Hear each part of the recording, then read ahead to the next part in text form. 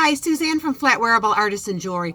I'm going to do a short tutorial and show you how to make a fork tine ring and then set a crystal rivet into it for an accent. This is actually a really simple project, but there's been a number of questions about how to make them, especially if you don't have a rolling mill and you don't really have you don't have the ability to stretch out a fork tine to a proper length, because as you know, fork tines are pretty short, and so you're not going to be able to make a lot of ring with it.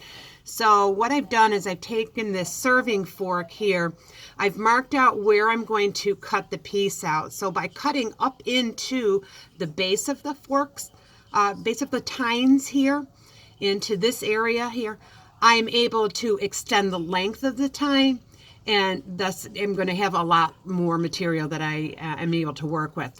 So what I've done is I've used a stubby hammer, this small little ball peen hammer here, and I've hammered some texture into that fork tine and up into this area here.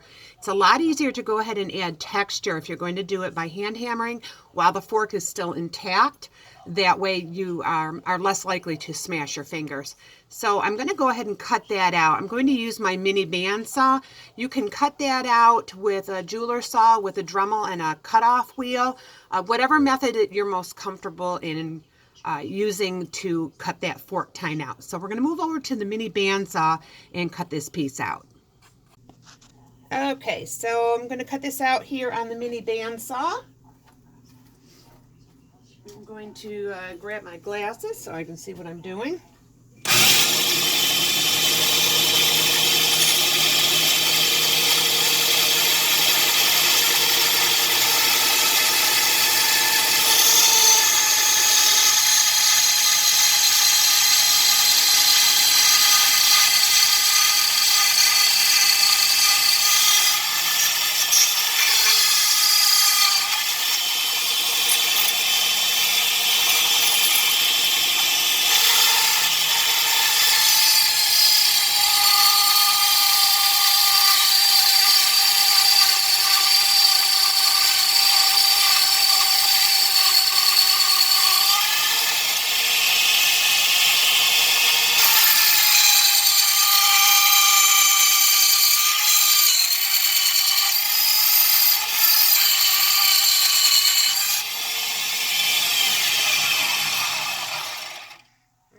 So now I have my fork tine ready.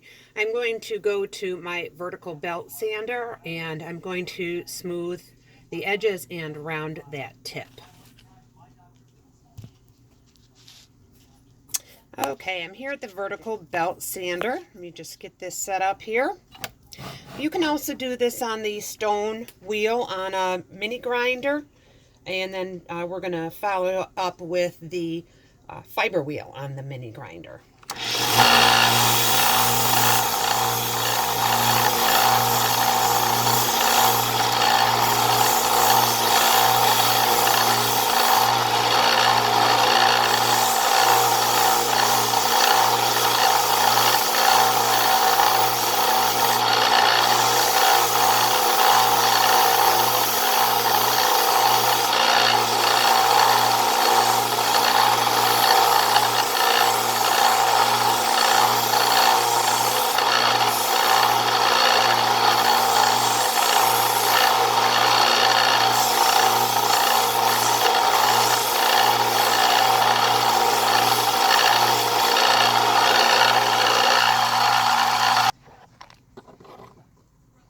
So now I'm going to use the fiber wheel on the mini grinder and finish sanding this off.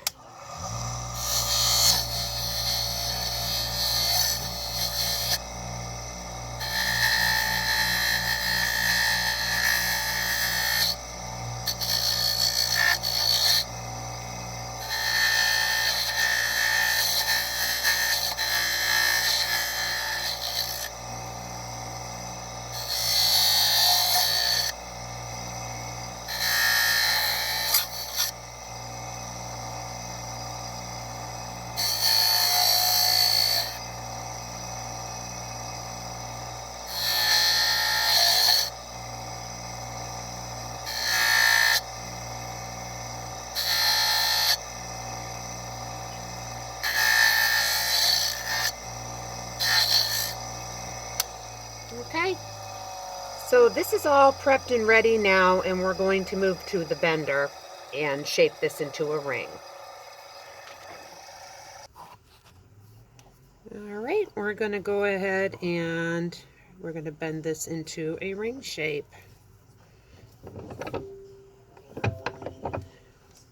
As I always recommend, no matter what size ring that you're making, always start with the largest pin in the shallow channel, and that'll keep you from creating a lot of kinks. You want to take your bends on the slower side to help prevent kinks from happening. So I'm not going to overlap this one. I'm just going to make a regular round ring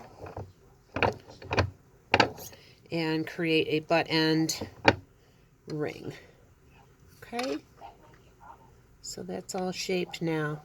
So what's left to do is now we're going to go and we're going to drill the hole for the rivet. Okay, I'm going to make a mark where I'm going to be drilling using a center punch. And the reason for that is it creates a divot and it keeps the drill bit from skidding. So I'm going to go ahead and mark where I'm going to add the crystal rivet. I'm going to just hit that with a center punch a few times to create a divot. Don't know if that's going to show up or not. For this, I am going to set a small 4mm rivet. That's going to be my choice for this. So that is a 7/64 drill bit that I'm going to chuck into my Harbor Freight drill here. I've put this onto a ring form, and that's going to allow you to hold this steady so you can do the drilling. All right, using it into the ring mandrel cradle, and that gives me the ability to hold that steady so nothing slips and I don't happen to hurt my fingers. So I'm just going to line it up, then we're going to drill through.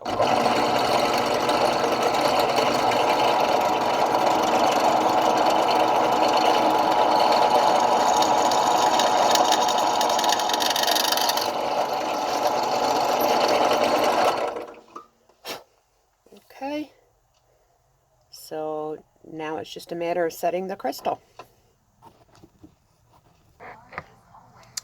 Okay, so now I'm going to set the crystal. I've chosen a blue crystal, and we're going to put the crystal in the front, hang on to it, flip it around.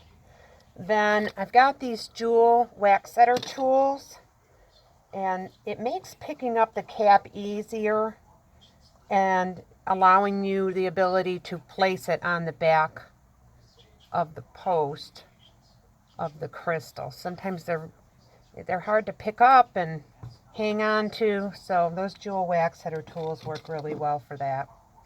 And I'm using my crystal pliers, and the 4mm goes into the 4mm pocket. Okay, then it's just a matter of compression, good squeeze. If you don't feel like you got a good enough compression on the back, you can always flip it around, go to the other side. And now we have a set crystal. Keep in mind that when you put a crystal rivet in, you do change the size of the ring slightly. See if I can get this to focus in a little bit better. And you can see what I've got here. You can put multiple crystals in this if you want, or just one. Make it real simple.